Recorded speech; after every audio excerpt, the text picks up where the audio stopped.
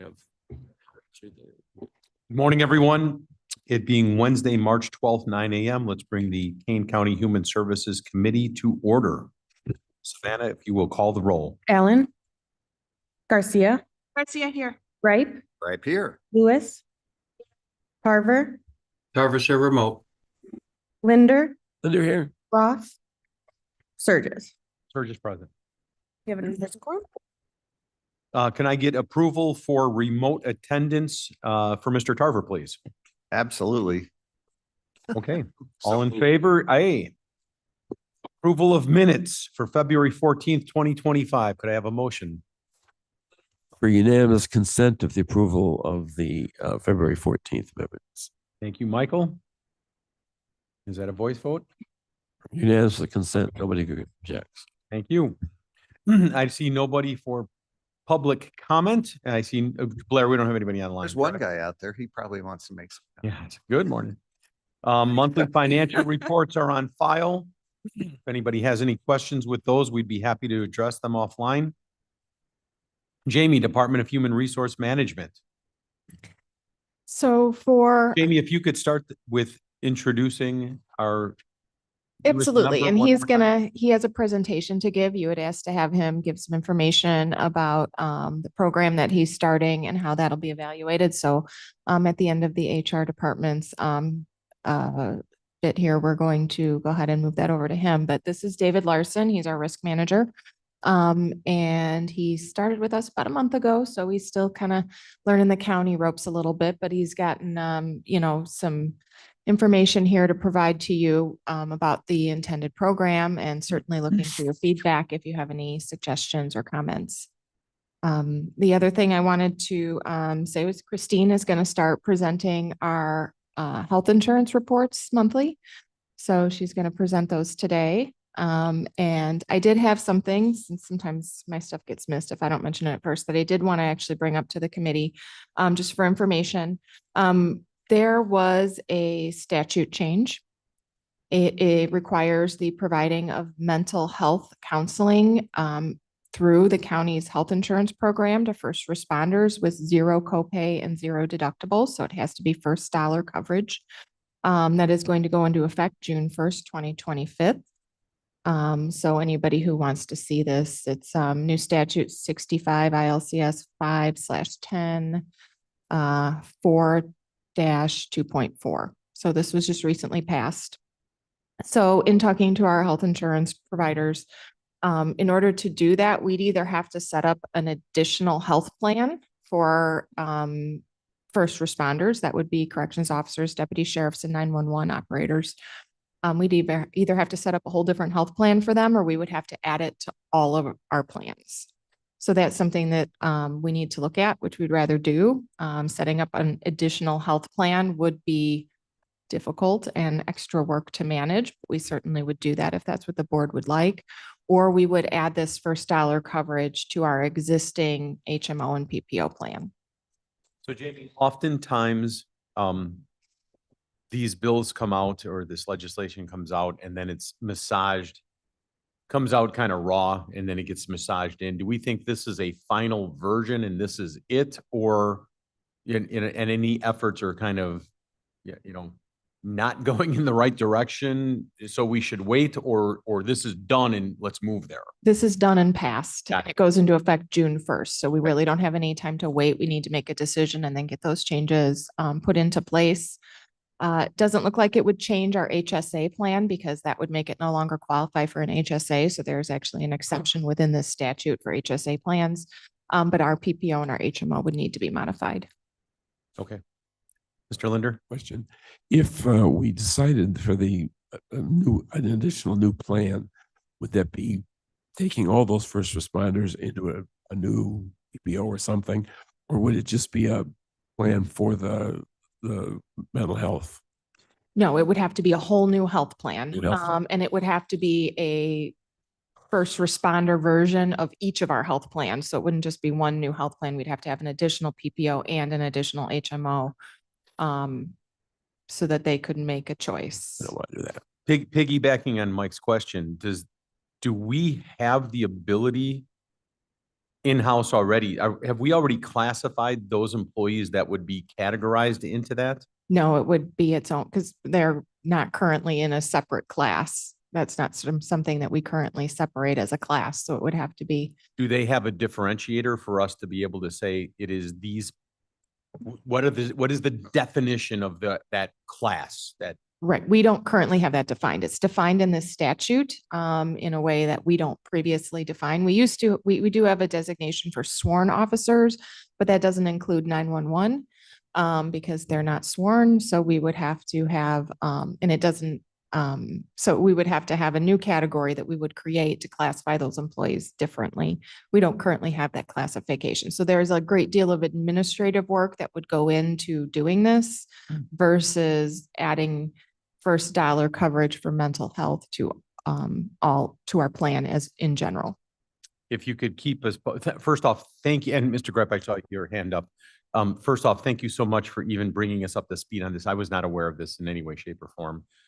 Secondly, as you're beginning to find that, if you need any help from us at the committee level, feel free to tap on any of us individually to help out. And I mean, don't delay this waiting for a committee meeting. Let's be proactive on it. But I mean, again, this is one of those things where one could easily say here, you know, if this is coming from Springfield, that's, and we're all in favor of it.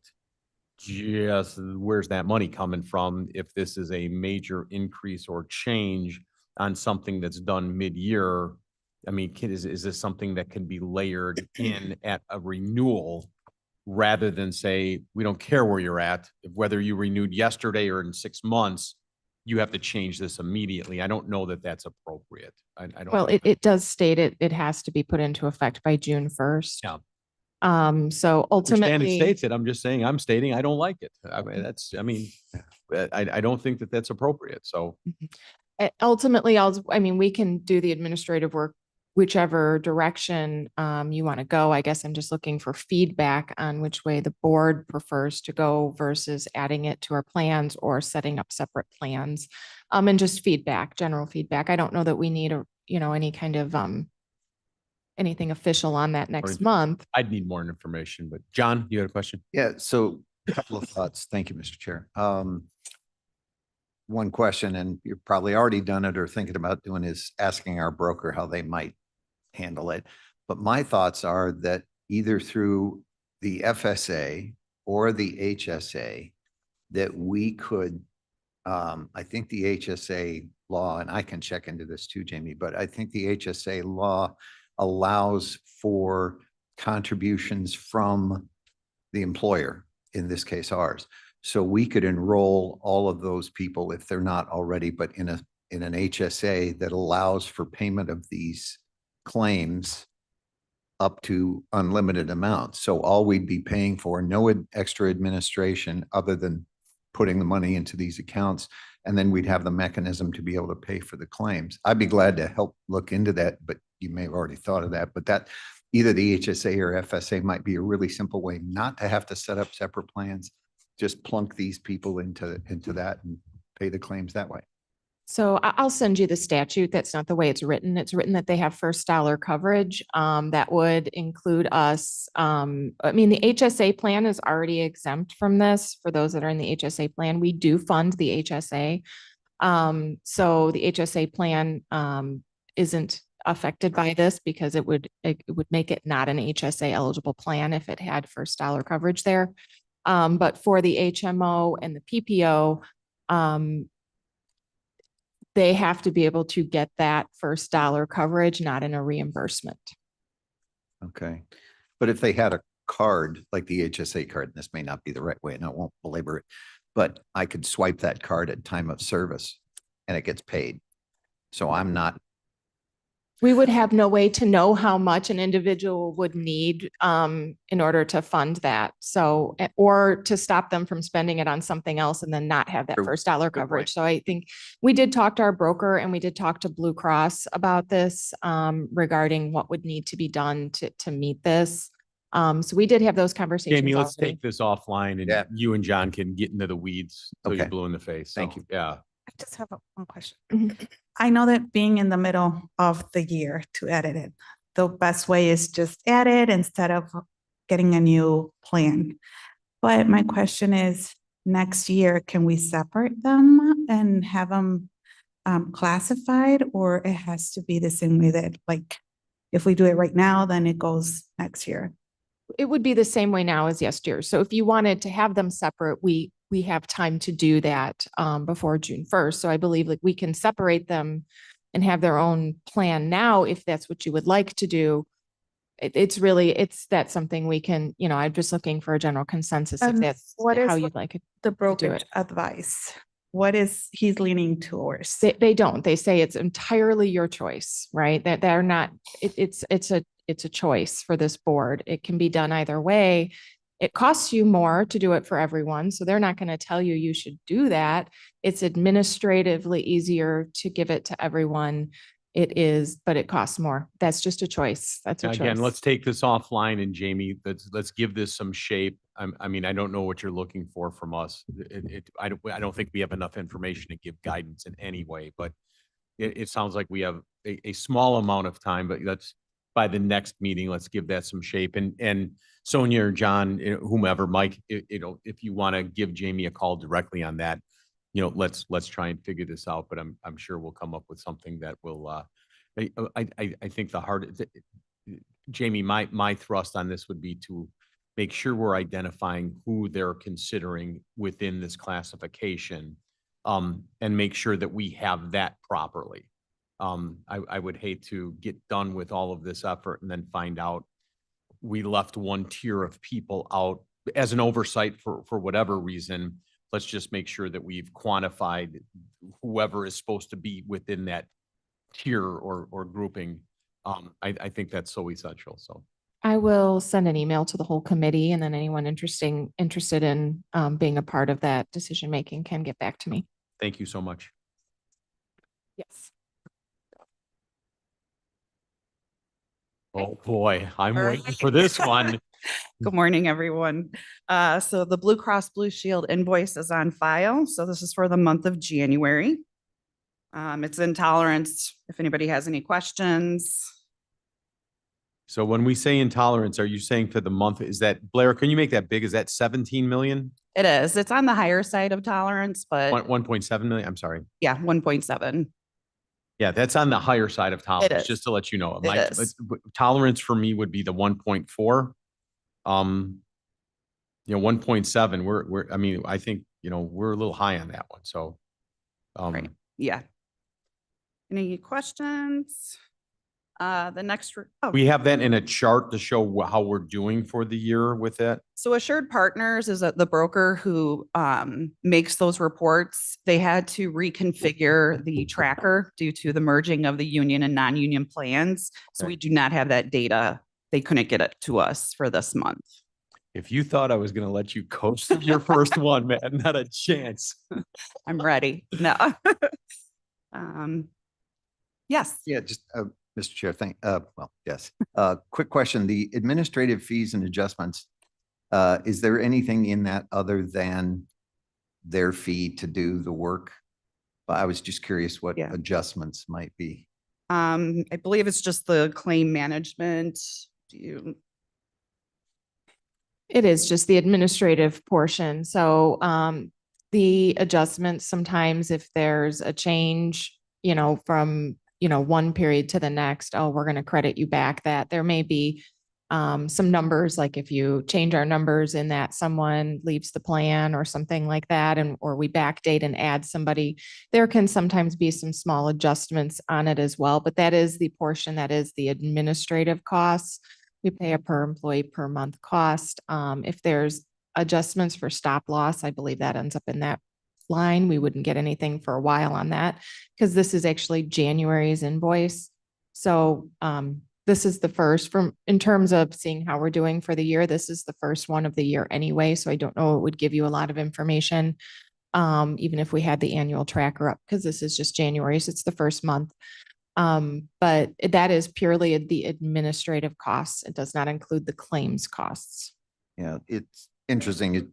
It's 18.9%, which looks a little high to me, but We can, John, let's take and I can send you the contracts associated with Blue Cross. if No, you no, want let's, that. let's Oh. take and pull last year's to see what the adjustments on an annualized basis were.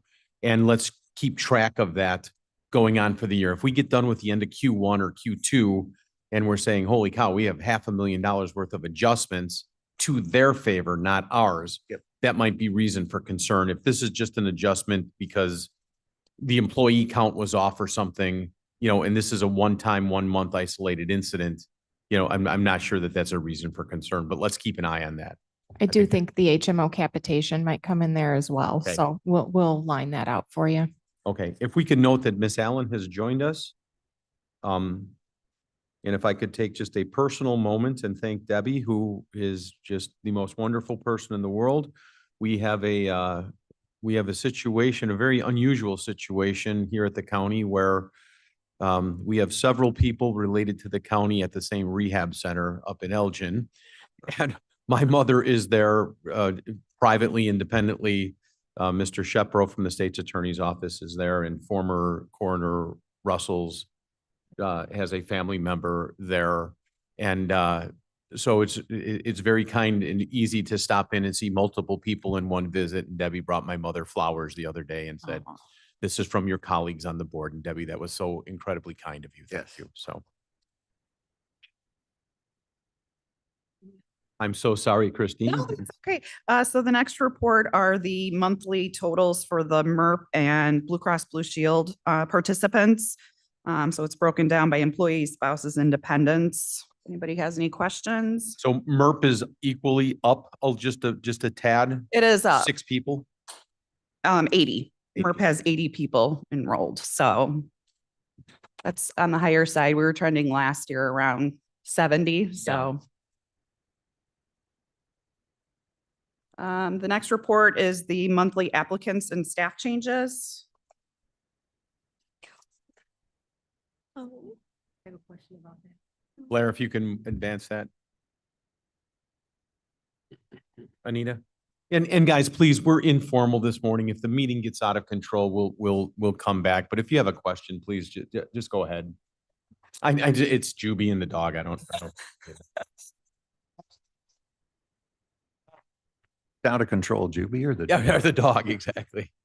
No, my question was, and I'm asking this kind of because later on, we're going to have a different discussion about our hiring practices. If I counted right, we actually have 38 open positions and we have 13 new hires out of that, if I counted correctly. And what I wanted to know is, and maybe we can start putting it on this report, are these actually like new positions or replacement positions? And same with when we hire, if we could just have that column that it's a new job or a replacement. I'm Yeah, sorry, Anita, if I could just ask you, when you say 30, that you've tallied 38 open positions, Uh-huh. where did you pull that tally from? I took this job applicants by position. And I assumed that the applicants were for positions we had open. And if they came in 2 different days, I didn't count it as 2 different positions. I counted it as one. And Jamie, would that be an accurate portrayal of that? I just don't want to throw that number out and then it sticks in everybody's head as gospel. Right. Not necessarily, just because like if you look under court services, for example, it says program manager, deputy director level, it's listed twice. They counted it once. Okay, as I say, I don't know if that's 2 separate positions or a single position that's an elected office. And in terms of the extra piece of information you requested, I can give you that for our county departments, but I would not have that information for our elected offices. They just don't share that information with us. Okay, if you, Anita, if you're interested in that, let's do that off of the report rather than, if we can get granular with that within the department rather than just put that number out there.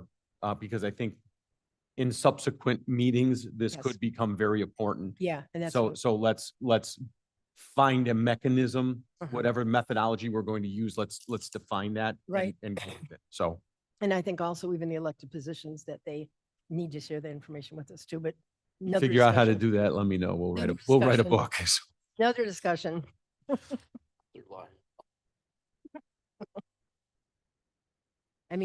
Never mind. Okay. thank you. Christine, go ahead. think so? So workers' comp and liability reports. We're going to turn that over to David. He's going to give a presentation regarding the risk management. And then if you have any questions on the reports that are in the file, by all means, ask him questions as he goes So, along. so David, as you are new to the group, I have said this, if I've said it once, I've said it 1,000 times. This committee is such at a disadvantage because at the board level, which is the day before, it was yesterday, we will sometimes go into executive session with Mr. Frank and talk about pending claims and payments that are coming. And it is the doom and gloom of, impending. And then we come here and say, oh golly, look, we're in such good shape and trending in the right. Please understand, we get the hypocrisy and we get that they're two different reports. So if we look at you sideways, we're not looking at you, we're looking at Mr. Frank saying, how could it be one way when he just said it was a different way? And one's global and one's granular, and we understand that, but just so you understand where we come from sometimes. Thank you. Can, before we get to that, Yes. I have one more question. I'm sorry. No, go ahead. Did you use your mic? Yes. So, Christina, back on your last slide, you had the, pie chart for why people have left the country. The county. Yeah. County. I know why they're leaving the country. I read that on Facebook. And, obviously we all know about the money and we've been working on that, and more benefits I get. But then we had dissatisfied with work environment and dissatisfied with workload or job, and then other. And the only reason I wanted to bring that attention is because, I think after our discussion yesterday with an employee that we just let go, and then we really need to pay a little more attention to this dissatisfied with work environment and dissatisfied with workload and job, because it's a big portion. It was 24% of people left because of things that we should be able to start working on and controlling, I think. What do you think, Christina? It's Christine. Christine. That's okay. Okay, we'll see. Yeah. Check mark on her. Christine, if I can jump in and just comment really quickly. Put it on the spot. Come No, on. I understand. In old business, we will discuss this just a little bit, Yes. but I do want to say that when we have an executive director level position that is upset, I find it difficult to imagine that the downstream workforce that reports to that individual is really happy with what's going on there. Mhm. And I would love to see, when an executive director leaves for whatever reason, what's the fallout there? What are we doing and how can we, and we'll discuss this again in just a little bit to Right. come back to it. So, and I'm hoping that you'll help us with this dramatically, Anita. So, feel free to Yeah, no, I comment just, where you can. I just think the exit interviews are so important to send out to employees. It just provides information and it helps kind of understand what's going on. So I think it's very valuable to send these out. Okay, but we need the data. We need to Yeah. discuss that, not just say, hey, we did it. It's in the report someplace. So. Right. The other thing, sorry, Christine, but, was there a chart in here like this? Does this go with the number of people that left? Because they don't necessarily come in. So like these percentages, how many people is this actually? So I did send out the detail to this. I think it was last month or the month before. I think there was a similar question and I did send a detail out to the members of the committee and certainly can resend that or we can update it for this month regarding what percentage of people. And again, this is just for county departments. It does not include the elected offices. They typically, most of them said they do their own exit interview process, that they didn't want us to send this to their employees. So we don't. So this is just for the county offices. And I think we looked and we got maybe a 25% response rate. We do look at them. We look at each of them. We don't just throw the numbers up here. We evaluate if we see something that's a trend. Sometimes employees leave and they're unhappy and it happens and it doesn't mean there's anything distinctly wrong. But we do look at them. We look for any kind of allegations that are concerning. We look for trends, employees, multiple employees, or lots of employees from a single department making a lot of the similar claims. Jamie, And maybe then we start to address it if it's something that's more than a one-off. it might be helpful for us if, where it says as of such and such date at the bottom right, maybe if that says of X many number of people, because 21% of 3 people, you know what I mean? Or 21% of 100 people is 2 different things. And maybe a date range saying as of this date, but maybe saying this was from last January to this January. That might be a little bit more useful for me. I don't know what other people Yeah, think. no, but- I agree. And the number of people that this survey, you're exactly right. And that's what I was getting to. Okay. Yeah, And, because- and please, everybody understand that when it's an election year, just because of the election judges, our numbers get skewed so wildly that please just take those out. I mean, it just We makes it. do. We okay. don't send exit interviews to election judges. So we don't send them in the first place for them to come in here. But this is 2 years worth of data. Okay. So it's 2 years worth of data. You can't do too short of a time period because then it doesn't aggregate out. And we want to make sure that we're, we give people the anonymity in this. Just add on there. It's a rolling 2 years. That'd be Mhm. great. And the number of people. Yeah, that'd be perfect. Anita, is that okay? That's perfect. Okay. And I wasn't criticizing you because I know that you do a great deal of due diligence on this, and I know you were all for putting this in. But I myself, I'm starting to realize as a board member that if you give us all this data, we should do something with it, David, please. You hear me okay? There we go. So good morning. Thank you for welcoming me. And yes, I won't take it personally, questions that are asked for sure. So my name is David Larson. I come in here from with, I should say, about 16 years of public safety communications experience, most of which over at Elgin, and then some of which are the near west suburbs. Some safety and emergency management experience as well, and some nonprofit leadership, as well as 10 years of reserve military experience. And so kind of the common thread through all of that has been safety with the tool of risk management, really especially highlighted. So that's kind of my background, so you know where I'm coming from in these things, and feel free to ask, and I'll do my best to answer. There we go with the clicker. Okay. So just to refresh everyone's memory, if you're not super familiar with risk management, I know some of you are big fans. I've been told I've been missing here for the last couple of years.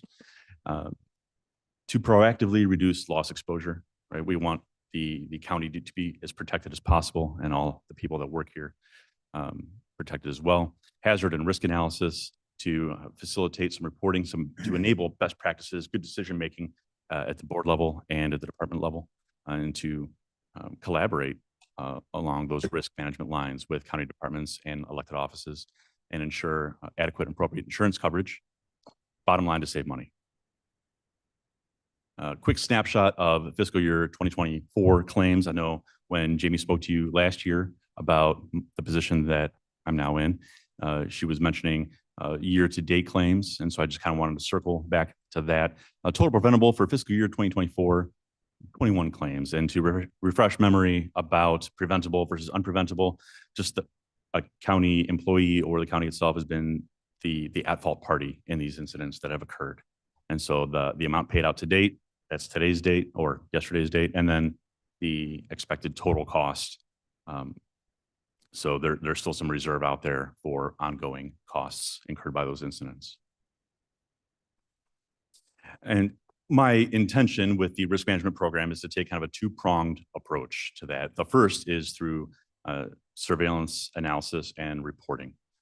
So I've created a checklist to do a risk management inspection or a safety walkthrough of county work sites to identify some of the low-hanging fruit, hazards, the slips, trips, falls, things like that. Working with county departments to get that available to them and elected offices, so it's available to them as well as a tool.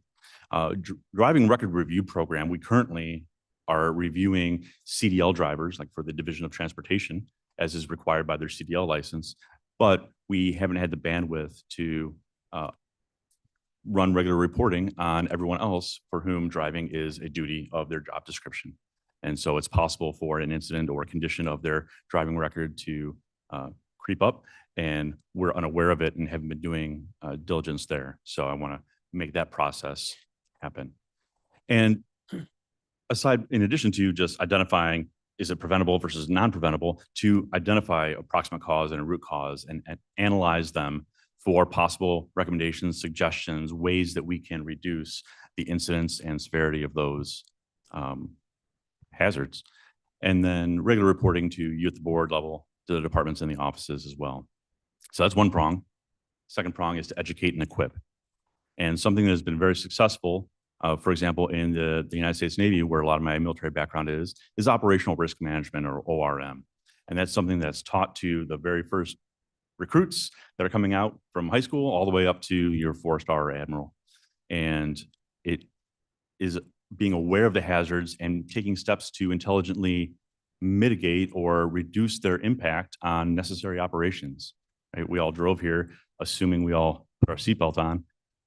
That was risk management in action in that moment, right? And so having that awareness, generating that awareness, and making that available to all employees and to managers as well. And then a risk safety newsletter. You've probably seen the wellness newsletters that Human Resources Department has put out. Taking a cue from that and adding safety tips and awareness there to help people generally reduce their incidence of accident and injury. And then allowing or providing a risk safety service to county departments and elected offices if they want more in-depth risk management work. They have a project they need to work on. They want someone to walk alongside them with that deliberative risk management process rather than just looking through or clicking through a presentation. I can work with them and collaborate that way. And then the other somewhat mundane risk management activities of incident reporting templates, making sure those are updated so that we capture information correctly and promptly. To assess our commercial insurance coverage, execute an RFP if possible or if needed. Facilitate successful subrogation of claims. There's been some of that to recover damages, but now it can be dedicated for that purpose. And then to support other human resource management activities. And so hopefully the results, they're not gonna be super immediate, right? An ounce of prevention is worth a pound of cure, right? It's harder to see the cure that is prevented. And so my hope is to be able to show a reduction in preventable incidents over time, a reduction in the incidents that do occur in their severity and their impact over time, a reduction in increasing costs, because costs are going to continue to go up no matter what, even for the same stuff, right? But to kind of bend that arc down a little bit over time. And overall, to improve the efficiency and productivity. Fewer incidents, fewer injuries, fewer lost days of work. This county's running like a well-oiled machine then. So that's my goal. So questions for you.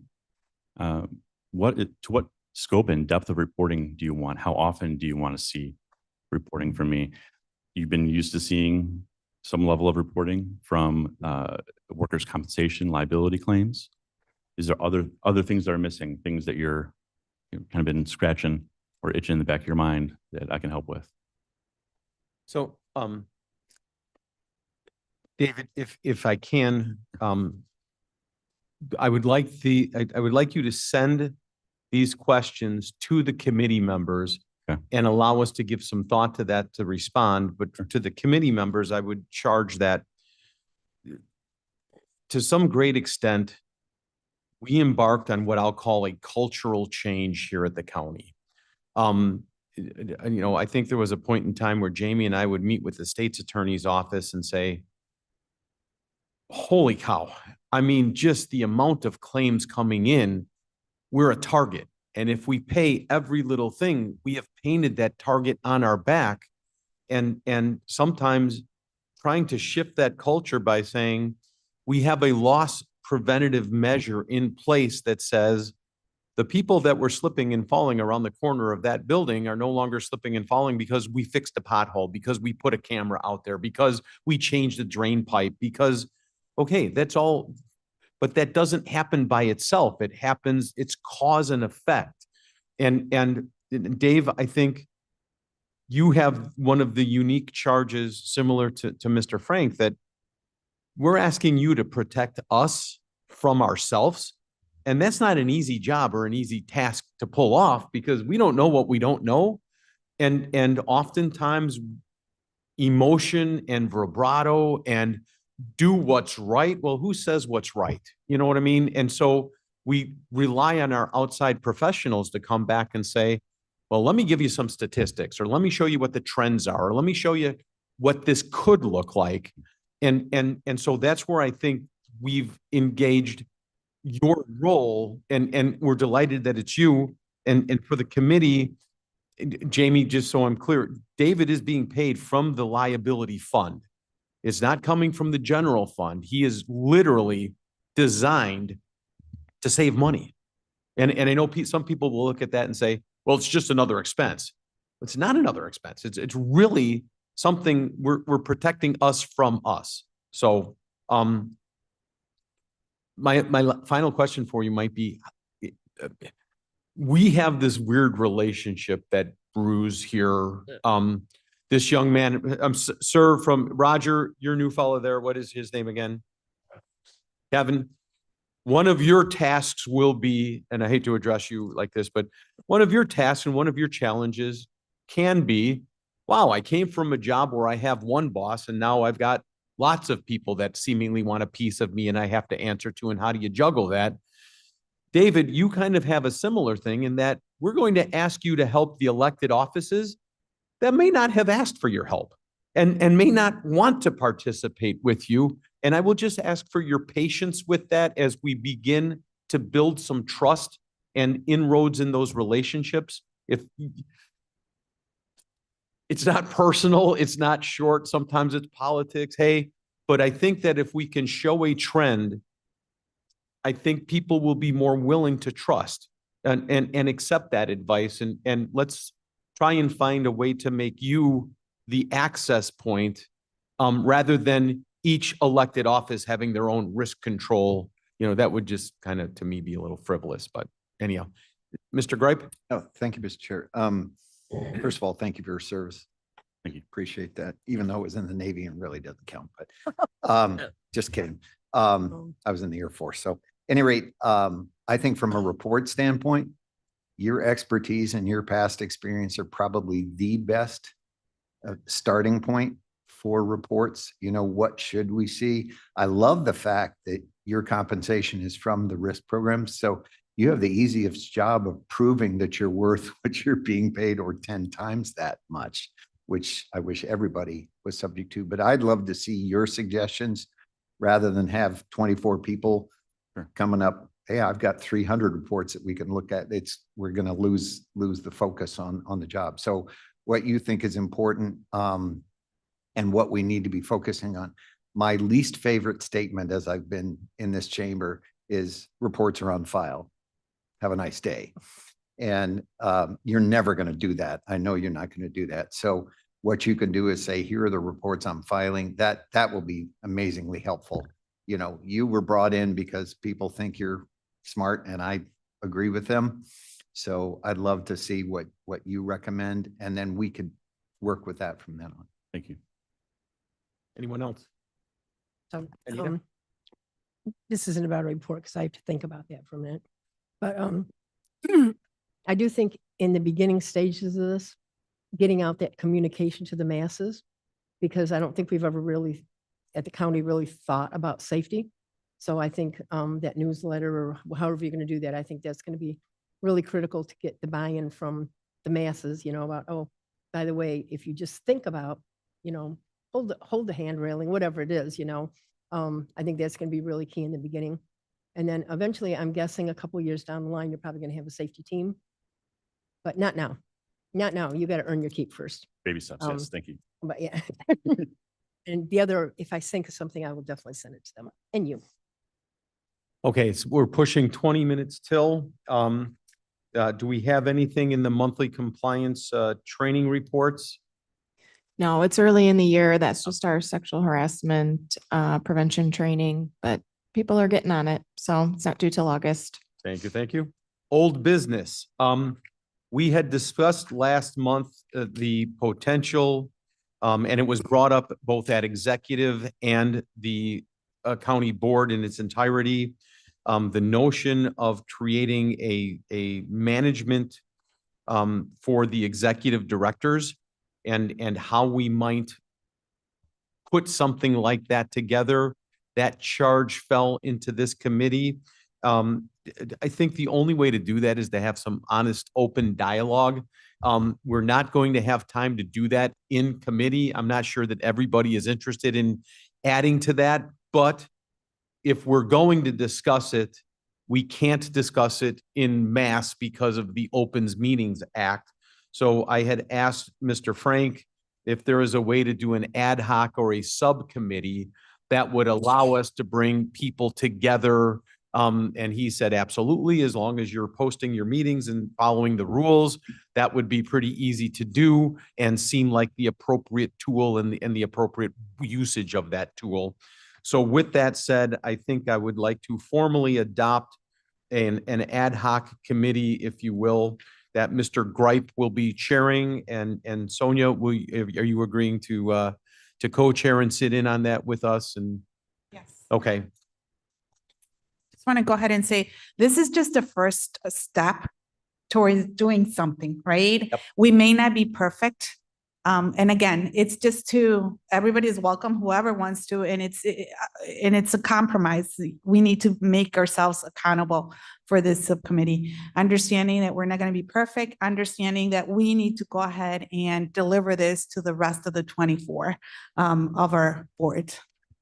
so if everybody just agrees, we're gonna bump our heads and stub our toes, and you've heard me in the past say it's a work in progress, and we won't get it right the first time, but we'll adjust it as we need to.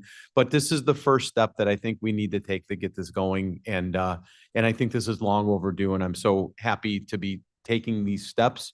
And Jamie will need your guidance on this, of course, and I believe this has Madam Chair's blessing, who just walked in the door as well. And I think we're excited to take this step. So John, if you could help us in whatever steps are appropriate to be taken there, but by virtue of this, I mean, I think we're set up and moving, so.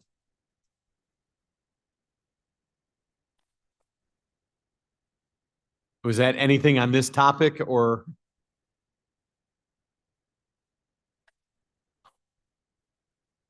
Guess we're in a Okay. commercial break.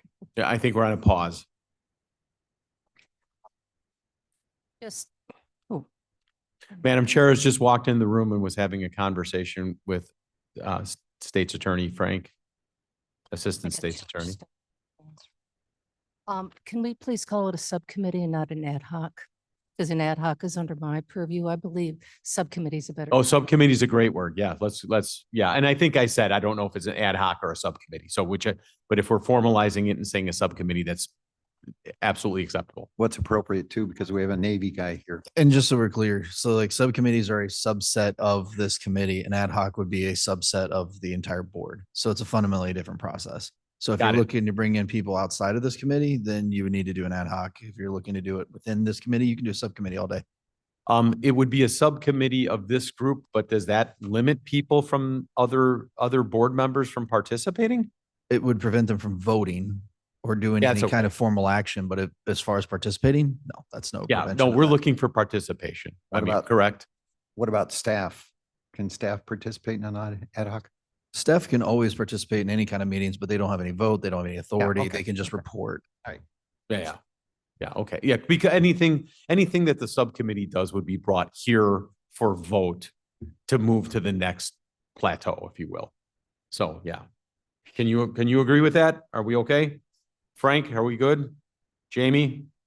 Okay, it's official. Decide on a name and have at it. New business resolution amending the Kane County financial policies related to travel. Jamie, if you would just like to give us a quick 2-minute overview on this, but I think we've been very honest that, we're kind of spitballing on this one and we're going from nothing to something, and we hope to have this right, but if we need to adjust it later, we by all means can. So travel is a financial policy, but I was asked to do the administrative work to draft this. So, as far as the content, I can tell you what's drafted. if you go, if you want to go to page 52, Blair, that's where the change is. This is the existing financial policy, and I have like a red line version of what was added. So what it adds is an approval process. That seemed to be what everyone was looking for. So it's an approval process for board members it doesn't change the approval process for county employees, which is still their department head or elected official. The approval process is for county board members. Is that for a dollar figure on up or for everything? So it is $300 and up. Needs approval? Needs approval from the committee that would have jurisdiction over the subject matter. And if I could just ask, where'd we come up with 300? That was an estimate based on local travel. So if it's mileage for local travel, like if you're going to drive to downtown Chicago and back, you don't need approval for that. But anything that would require like overnight accommodations would exceed 300. So But we're you going with certainly, best guess on this, folks. So I mean, if we need to adjust this, we started at 300. Just, I mean, if Dale's, if finance or somebody says, hey, listen, we think it needs to be different, we totally get that. We started at 300. Is that fair to say? it can be whatever you guys want. So by all means, make it whatever you want. So this was just the initial guess was based on an estimate of local travel. And with that, did you reach out to finance or Penny or anybody or? Just Kathy Hopkinson, Okay. to make sure that Oh, they she's important. Yeah. understood that this was, being that it was a financial policy. So it really falls under their purview, but they were happy to let Human Services take the first stab at that. So Okay. So with this, could we accept a motion to move this forward? I do have a question first. Do me a favor, go ahead. Yes. Okay, so we're talking about up to $300 in local travel. That's going to be mileage, it's going to be parking, maybe some food. If there's a registration involved in the meeting, does that fall into that, or is that another Your category definition of expense? travel expense. you certainly can set it to be whatever you'd like it to be.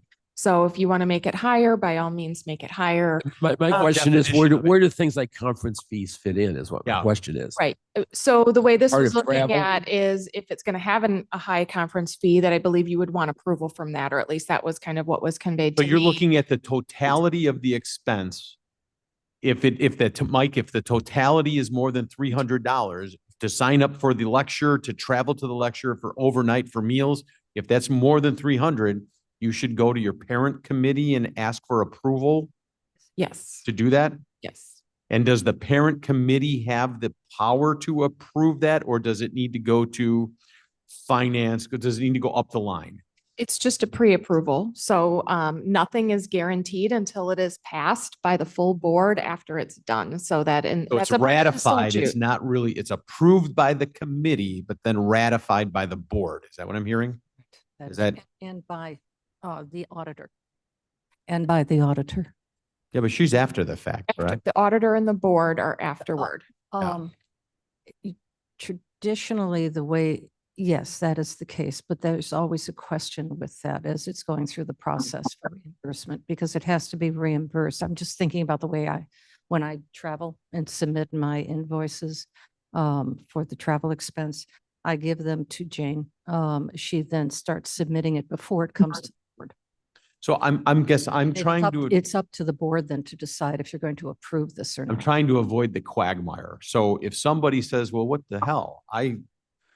My committee approved this and now the board is declining it, but I spent $1,200 to do it, which I've never asked for a reimbursement for a dime. I'm using a hypothetical. If that was the case though, that person who's expended the money personally might be a little bit miffed if if that individual's committee approved it. So does this have any teeth and is it worth doing or not?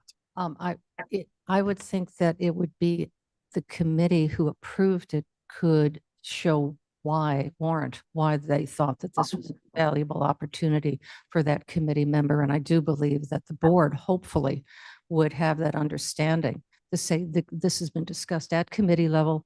We recognize that this trip was of value and we do approve it. And I think most board members would say absolutely. I'm willing to start here. Roth, you're pretty cranial on this. Have you? Well, it's like anything. We could spend 2 years trying to get it perfect. I wouldn't worry about that. Let's get it out and we'll adjust it as Good we enough. go. I think that's one of the things we always got to try to do because we drag our, bureaucracy, whether it's large corporations or government, they try to make it perfect and you never will. Okay. Anita, did you have? Yeah, so I think the, Part of it's about a part It's- of process. Is it management. good enough? Yeah. Good enough. Anita? yeah, so I think framing this, the whole reason we did this was because we wanted to know who was traveling and why. So what I like about this pre-approval form is it says, I'm Anita Lewis, I'm going to Japan, and here's when I'm going. And the purpose and the benefit to Kane County is going to be, I'm going to come back and make sushi for you, whatever it is. But I think by economic development, yes, that's where I'm going there. Yes, and I'll get Mark Van Kerkhoff to approve it, No, but the whole point is that it's a communication tool so that we know who's going where and why they're going. And then you added in what was the value of this experience and explain why you rated it. So it's that full thing that, because sometimes we'll go someplace and we come back and nobody ever says anything about it. So you're wondering so when Anita did that, did it really benefit the county or not? And should we continue to let people do this or encourage people? So I love the idea of this.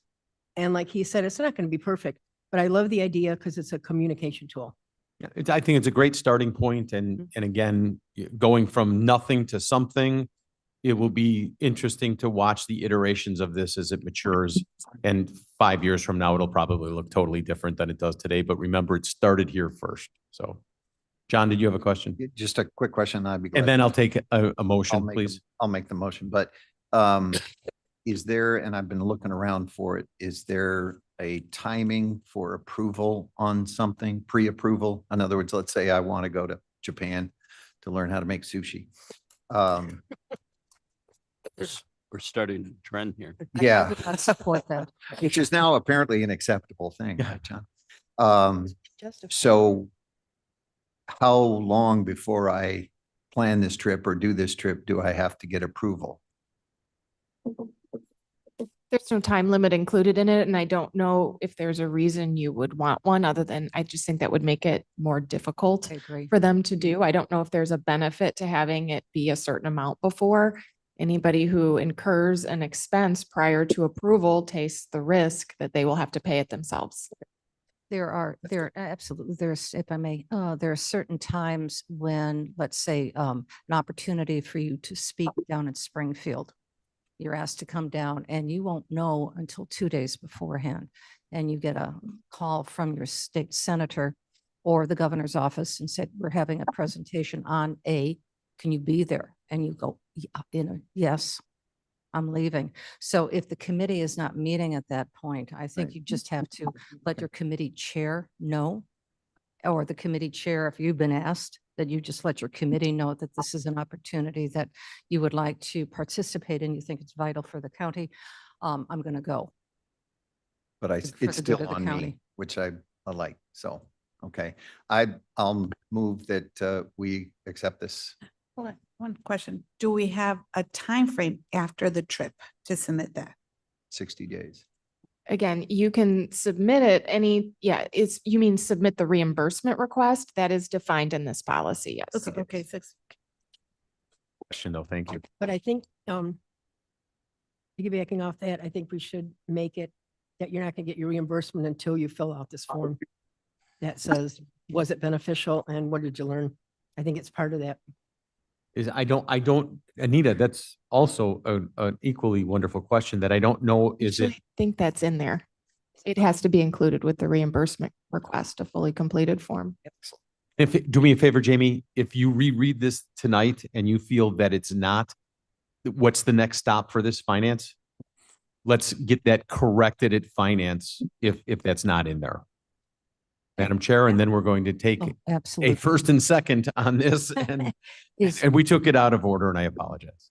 Is that going to be, I understand that is a requirement for staff, which I think is very important to analyze if the conference you went to was beneficial. But should that be a requirement for elected officials? I'm just going to throw that in. Can we actually enforce that? Even though we are considered employees, we are elected officials. I have a comment to that. That would be absolutely the intent, but I have a assistant state's attorney shaking his head going, yeah, you can't do that. So a travel policy would be getting into how you spend your money for things like that. Now, if the board is the one giving the money over, then sure, maybe, maybe. But if this is money where we're talking about an elected official is spending out of the fund that's already been allocated to and budgeted to them for the year, absolutely not.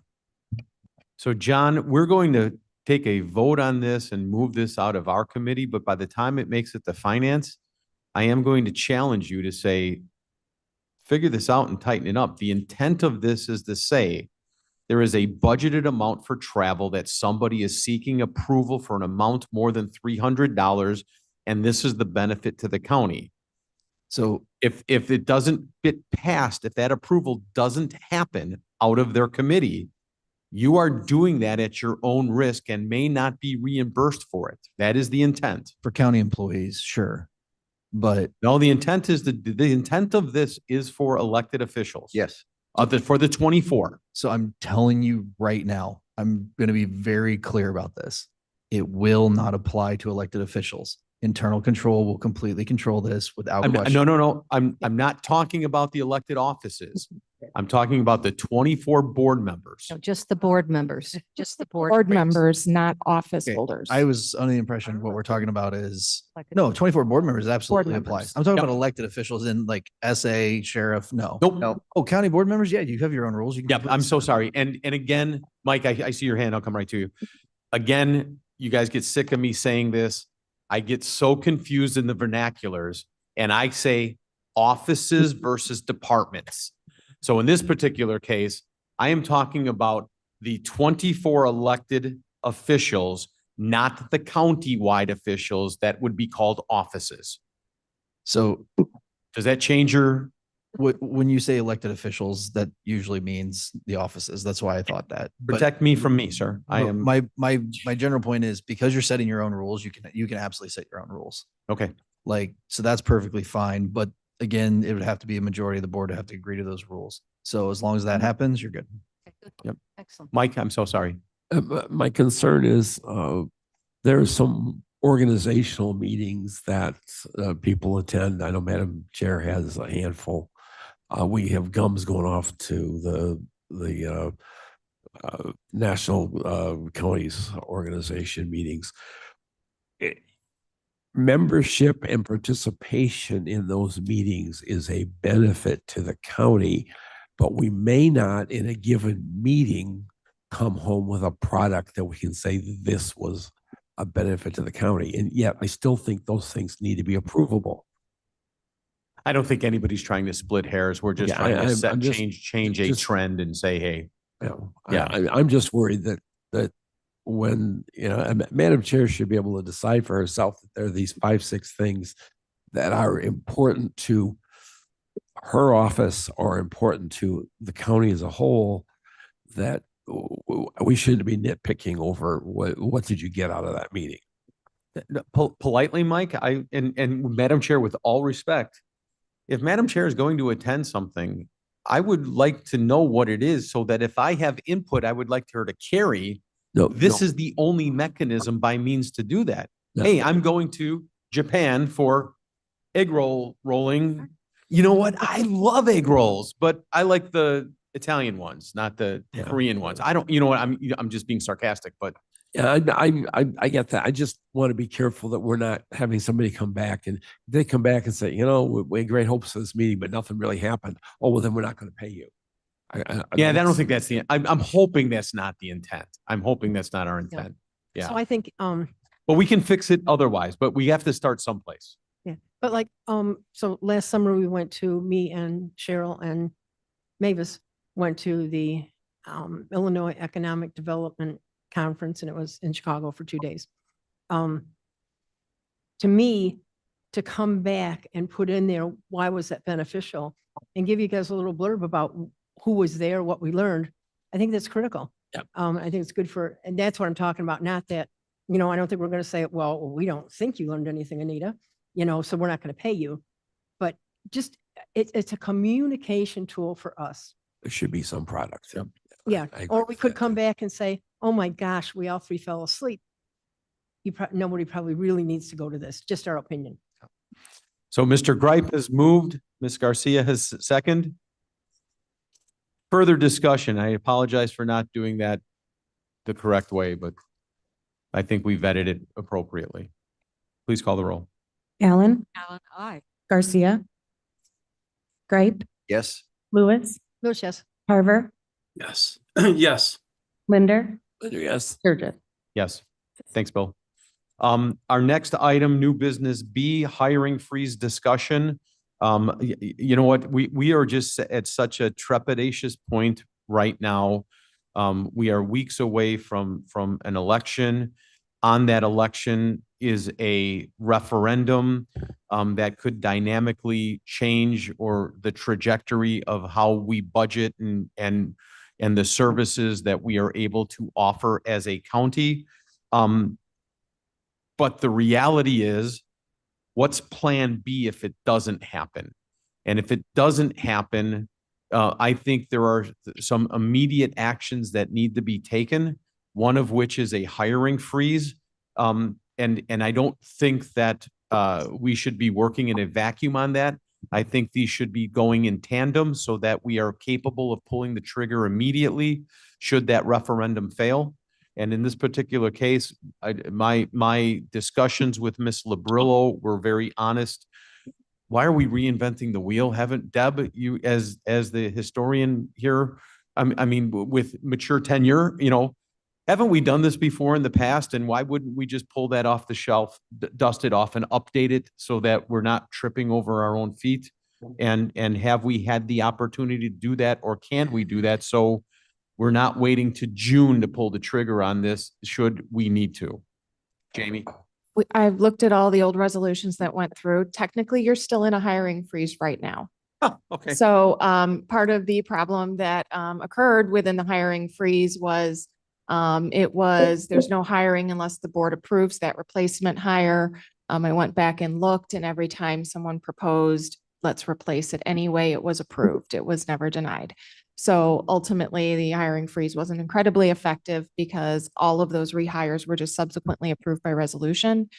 We moved that to the new hire authorization sheet.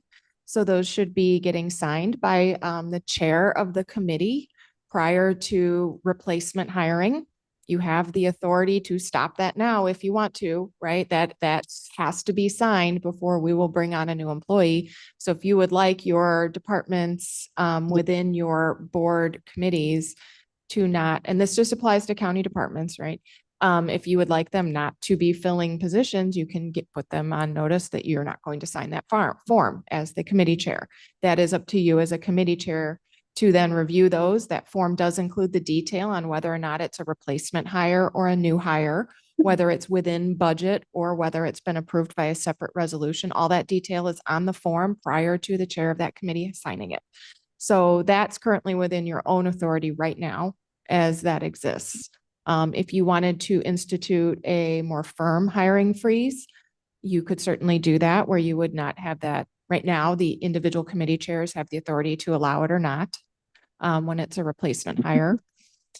If you wanted to stop that and you wanted to go something a little more formalized, we can certainly draft that around whatever parameters that this committee or this board would like. I would just advise that you need to have a process in place because there will be cases with critical positions that have to be filled, and you need a group of people that are qualified and available and capable of reviewing those requests in a very discerning manner to determine which ones do have to be filled or if that necessary function can be filled with existing county employees. Just as a prophylactic measure, Mr. Roth, would you be willing to meet with Ms. Labrillo and draft that next step? Yes, If we don't use it, we may be wasting your time, and I apologize. that's all If right. we do need it, I would rather, what's that? I'd rather have it and not need it than need it and not have it. Right. It- Well, we're trying to be, let's be proactive instead of reactive. And if you two can then bring that to us, would that Okay. be? If I may, sir, And I will ask for input from all 24 members too, I knew you would. because that's part of the process. well, thank you for that. And that collaborative conversation is critically important, but this is critically important. And if we have that, the B plan, we're going to have to, as you mentioned, sir, we're going to have to react quickly on this. We know that we are facing a $29 million budget deficit. We also know that our reserve fund, our 3-month reserve fund will be depleted.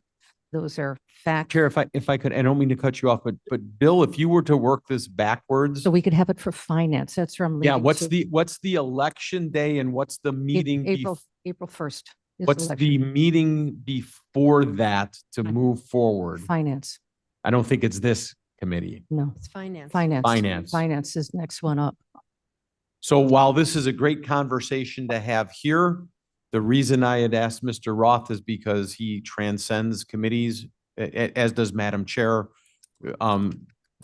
But our hands are full with a whole bunch, we're juggling a bunch of stuff right now. So Bill, if you would, I mean, so if we can get it between you three, if this committee feels that charge is appropriate, which I'm hoping you all agree, I would ask informally that process begin and that you take it to finance, The next and have schedule, that ready. the Madam next Chair, is that schedule of acceptable to finance you? is Wednesday, March 26th, which gives us approximately 2 weeks. Would it be possible, and I don't mean to burden you or this committee, to have this committee meet next week simply to discuss this one item?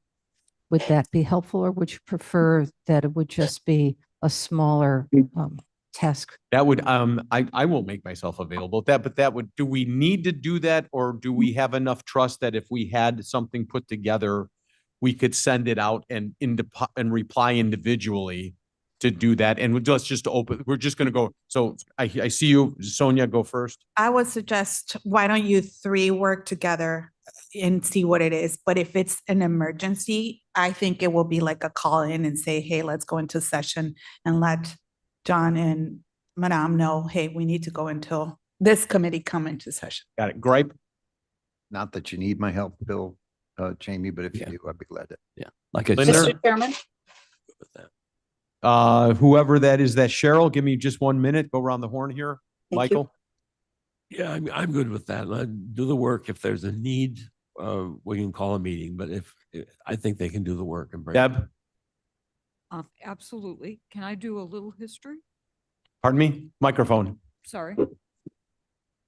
Can I add a little history? Absolutely. Okay. I think your wire is, getting stretched. Raj, if you have somebody there, could we pull Oh, a wire that Mike, gives her? it's your foot. But it's, Oh. there you Alright. go. Oh, you almost lost his And foot. it's still, there you go. No, that's better. Charles to the rescue. Thank you, Charles. Board members does it take to fix an IT problem? Yes. What I wanted to toss into the pot is that traditionally, years and years and years, if somebody wanted to add a new position, it was a process and it was a protocol and it was a big deal. Most of us, I think, will remember development wanting to put together a 3-man team to deal with the problem properties in the county. And the idea was that if you were proactive on this, you would save money, aggravation, your constituents' concerns, because you were out there finding the problems and fixing them. Also, you didn't have to take them to court because people, when called upon to take care of their buildings, would rather not go to court. They would rather work with the county to get the problem solved. The thing is that it took years to put that into place. And we all agreed that that was a worthwhile expense and we would give it a try. I think that the county has behaved that way.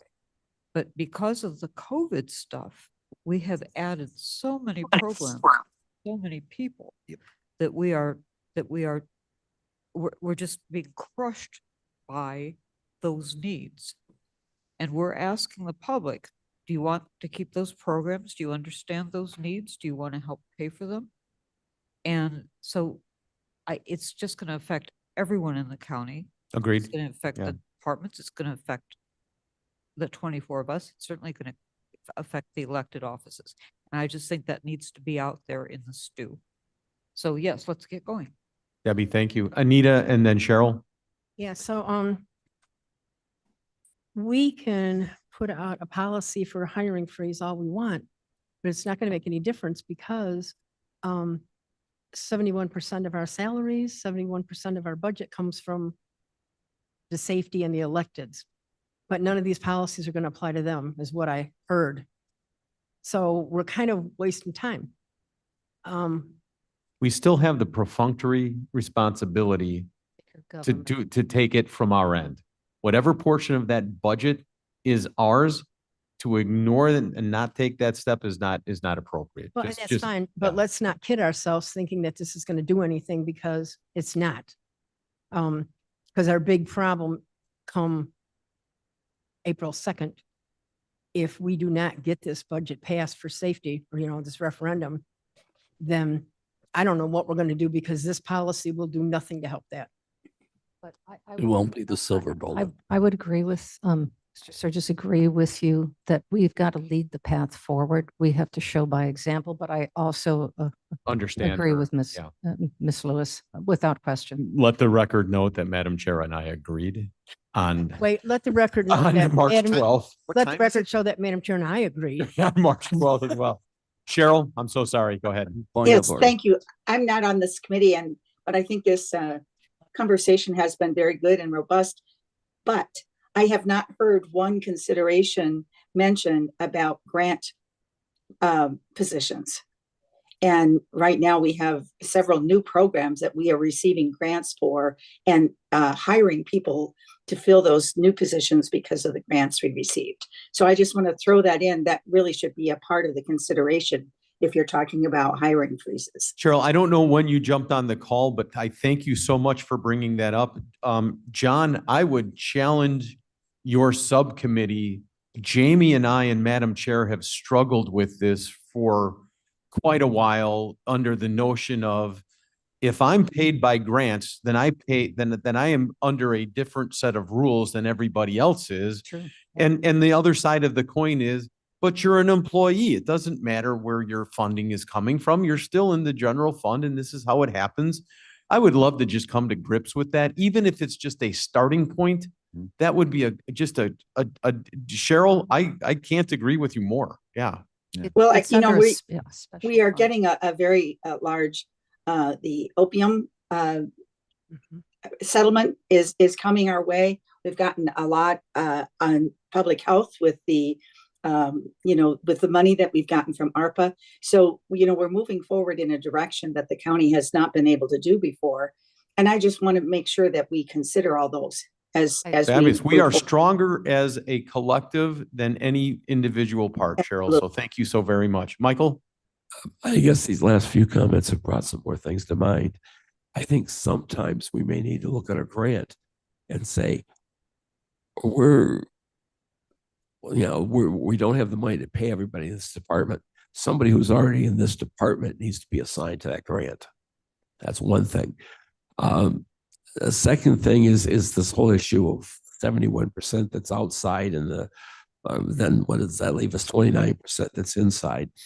We may be faced with an issue come fall doing a new budget that we are going to have to look at those elected offices and say, you can't have everything you want. And we better be able to prove to them that we've tightened our belts before we ask them to tighten theirs. They should be tightening theirs at the same time. But because of this ability of the electeds to take us to court to insist we pay for their work, we better be able to prove that we've tightened our belt if we're going to, in a subsequent year, expect them to.